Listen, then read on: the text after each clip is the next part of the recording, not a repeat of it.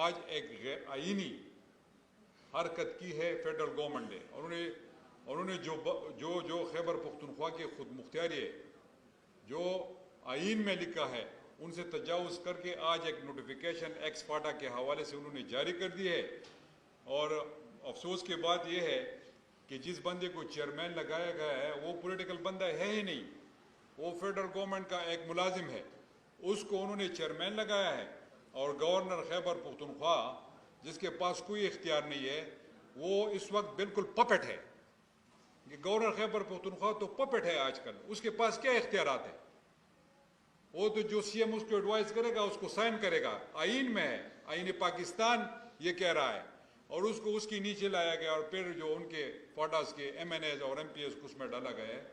اور پھر بجٹ میں نے پاس کیا ہے خیبر پختونخوا کی اسمبلی نے, اس کو فالو میں کر رہا ہوں, ایڈیشنل چیف سیکرٹری وغیرہ سارا کیبنٹ مل کے اس کو فالو کر رہے ہیں ہم, اور ٹینڈر ہم نے لگوائے, سارا سسٹم ہمارا ہے.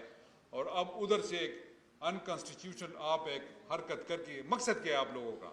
خود تو حکومت سنبھال نہیں سکتے ہو, جاتے ہو ادھر جنیوا میں خیرات اکٹھا کرتے ہو اور پھر اگلے صبح کہتے ہو جی ہمیں اتنے ڈالرز ملے, تمہارے کٹے میں اتنے ڈالرز آ ہی نہیں سکتے. آپ پہ تو لوگ یقین نہیں کر رہے. جو حالات آپ لوگوں نے پاکستان کے کر دیے, آپ نے تو اس کا بیڑا غرق کر دیا ہے. اب دوبارہ سٹارٹ زیرو سے ہمیں لینا ہوگا. اس گورنمنٹ پہ کوئی یقین نہیں کرتا.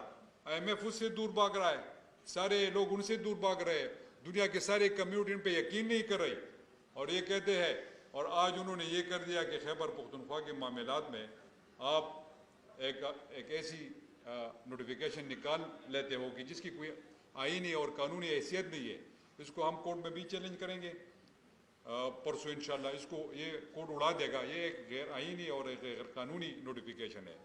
اور اس میں 50 جتنی بھی 55 بلین جو انہوں نے بجٹ رکھا تھا ڈیولپمنٹ کا, جس میں ابھی تک ہمیں 5 بلین روپے ملے,